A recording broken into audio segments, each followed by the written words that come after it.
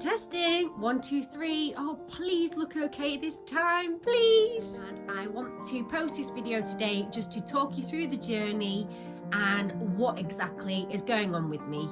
Kind of have some do's and don'ts, like what works and what doesn't. Also, the lighting. Let me just talk about the lighting. So what I've done is I've taped bin bags to my windows. I've just been struggling with quite a lot of things. You are not alone, trust me on that. And also there's hope. You'll see that if you watch this video through about my improve and where I'm at now compared to where I was at before. Oh, and I just need to add this quickly. I should be able to include some real life footage from what's gone on. And then it progressed from there, from just the body dysmorphia itself to what I would describe as, yeah, feeling suicidal by the end of it.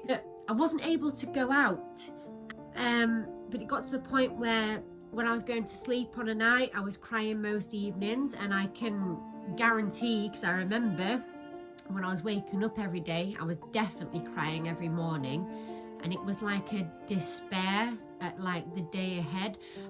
But I hated feeling this way, and it was like the joy in my life was gradually getting sucked away bit by bit. So let me talk you through the event that happened that really scrambled my head. And I understand I was not easy to look after. Hi, Freddie.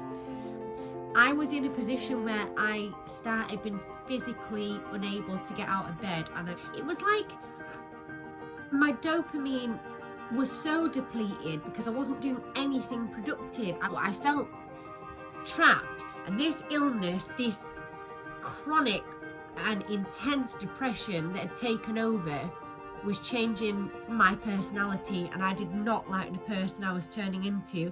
So I was pushing people away, and that was probably one of the worst things I could have done.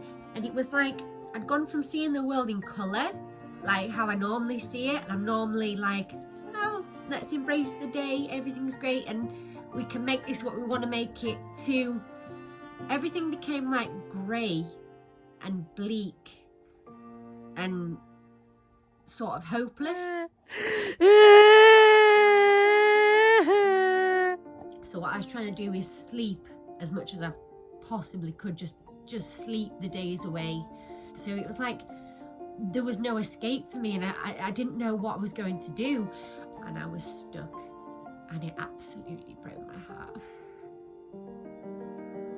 Everything important and good and that means something to me in my life, I'm missing out on. And then the breakdown happened. I didn't want to exercise. I didn't want to do any of the things that make me me. And I guess that's what led to my brain just snapping. And what basically saved me from this is the use of my DBT skills. I'd woken up in psychosis and was extremely despondent, confused, disorientated, heartbroken, you name it, I felt it. And also my mood was at an all-time low, like a 0 out of 10. I just didn't want any part of this anymore. You know, I remember later in the day I was just and like I say, I was struggling with my eating. I'd dropped below 7 stone again, which sucks. I will talk about my eating and my weight one day on this channel because it's a bit of a sticking point for me, something I struggle with. So let's get to the recovery. So Freddie's decided to join us again. Hello, Freddie. Say hello to the camera. And we're going to talk about my recovery. I wasn't capable of being left on my own at this point, so they had to take shifts. At this stage, I was still not convinced I was going to get better, because waking up was the hardest part of the day for me. So I didn't know she was going to be there, so I was lying in bed this way. And one morning I turned over that way and she was just sat in a chair on her phone, and I was like, woo! Now this is some good news. He was he was rotating me around the room in like increments as he laid this carpet, because I've never seen a clock at 6 a.m. before. And when I didn't believe in myself people still believed in me, and that made me think, and it made me think like, well, maybe there is hope. And that was like my goal, that was like my vision of what I wanted to do. And from here, things, yeah, they got better. I was able to get out on my own. I went out on my own and I trusted myself, and it went absolutely perfectly. So I want to give you hope. I want to give you a clear guideline of how things went for me. And I want to show you that no matter how dark your thoughts can get, there's a way forward and there's light there, and you can do this and you can get back to where you want to be. When I started my recovery, it was not uncommon for me to sleep up to 16 hours a day. I am on stronger medication now, which I will talk about in my upcoming video. My motivation to go up, down, left, right, side to side.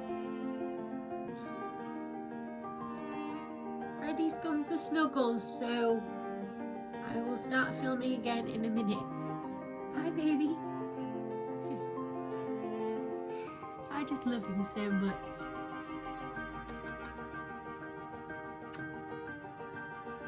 But having that date in my mind gave me something to focus on. But remember, the person that's going through this, they're going through hell and back, and if they're talking in a way that isn't like their usual self or acting in a way, that's not them, that's the illness. Because being in that dark place all by yourself can be terrifying. When I was ill, I was not defined by my illness. I believe in this channel to be 100% honest with my battles with mental health and what I'm going through and what I do to help. So